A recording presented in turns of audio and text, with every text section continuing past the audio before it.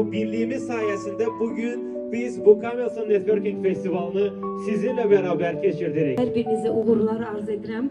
Mən də istəyirəm fərqli janrda musiqi.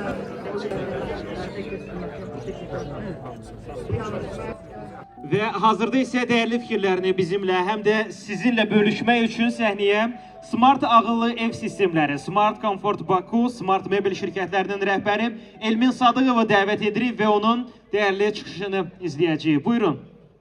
Xoş gəlmisiniz Elmin bəy.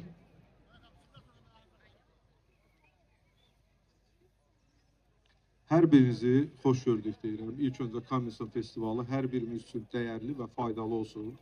Və bununla məşğul olan bir çox fayda qruplarını da salamlayıram. Mənim ilk öncə insanlara həqiqətən bu gün texnologiyanın həyatımıza inteqrasiyası barəsində qısa bir xatırlatmam olacaq. Məqsəd nədir? Bu gün hər birimizin həyatında istəsək də, istəməsək də süni intellekt texnologiya sahəsində inteqrasiya olub.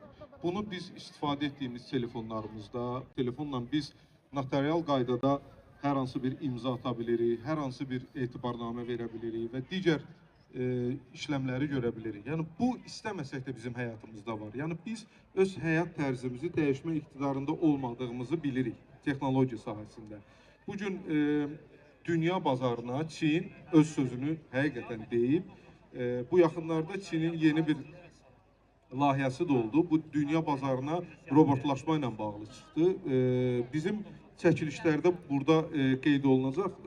Artıq Çin hərbi hissələrdə öz robotlarından istifadə edir. Niyə biz bu qədər inteqrasiyanı Azərbaycanda istifadə etməyəcəyik? Amma mən bu barədə onlarla biz bu yaxınlarda smart sistem olaraq çalışırıq ki, bu robotlardan Azərbaycana gətirək və bununla bağlı da müqavilə bağlamışam.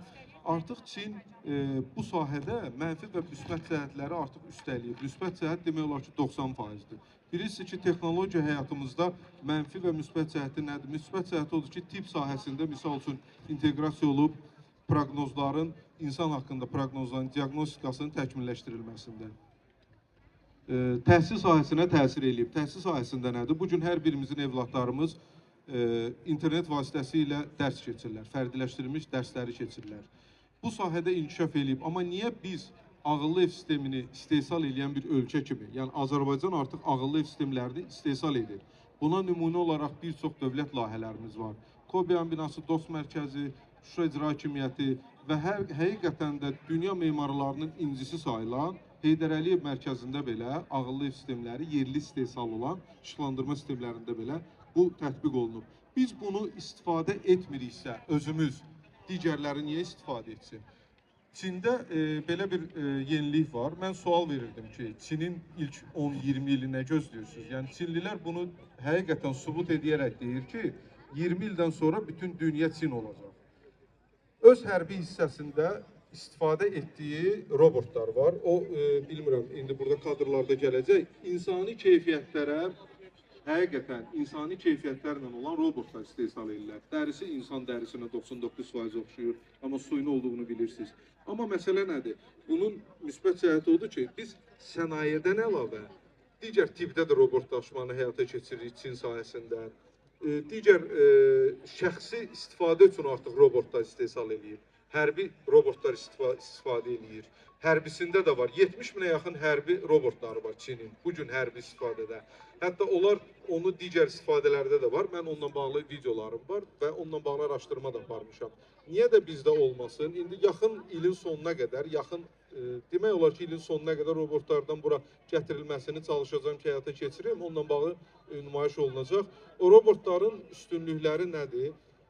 Şəxsi istifadə etdiyim robot mənim xidmət göstərir evimdə, işimdə, ofisdə, hər yerdə, küçədə, hər hansı bir nəyinsə çatdırılmasında və mənfi cəhəti nədir? Mən onlara sual verirəm ki, əgər bu insani keyfiyyətlərə məxsusdursa, bugün mən ondan acıqlı şəkildə danışsam, qəzəblənsəm, nə reaksiya verir? Hətta qəzəbləndiyimiz anda belə bizi sakitləşdirmək üçün göz bəbəyinin böyüməsi, qorxması, bizim hisslərimizi bilib yaddaşında saxlaması, nəyi sevirik, nəyi sevmədiyimiz. Amma mənfi cəhəti nədir?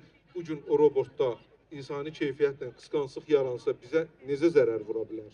Bunun üzərində təkmilləşirlər, il sonuna qədər də onu həyata keçirəcəklər. mənim üçün Azərbaycanda inteqrasiya həqiqətən çox yüksək dərəcədə inkişaf eləyir və inkişaf eləməyə də doğru, yəni hər birimiz çalışırıq. Çox qısa yox, 1 ay, 2 ay, 3 ay, maksimum 5 aydan sonra biz bu robotları xidməti sahələrimizdə görəcəyik. Amma həqiqətən istifadəsini düzgün eləməliyik. Mən düşünürəm ki, bu festivalın da hər birimizə faydası necə olacaqsa, suni intellektin də bizim bu festival kimi insanları bir yerdə yığmasında böyük nailiyyəti olacaq. Bu gün artıq banklar istifadə eləyir. Zəng vurursa sizlə danışan suni intellekti. Bax, onu hər bir sahəmizə tətbiq eləmək olur. İmkan da var. 10 nəfər telefona cavab vermir, amma bir dəfəyə 10 zəngə cavab verən suni intellekt var. Mən düşünürəm, bizim belə faydalı networkinglərimiz olduqca faydalanmağa həmişə çalışacağıq. Vaxtınızı almaq istəmirəm. Smart System rəhbəri olaraq sizə demək istəyirəm ki, hər biriniz öz sahənizdə suni intellektdən istifadə eləməyə çalışın. Bunu istəsəz belə mənə, burada hər kəsə müraciət eləyə bilərsiniz. Təşəkkür eləyirəm, var olun gəldiyinizə görə. Çox sağ olun.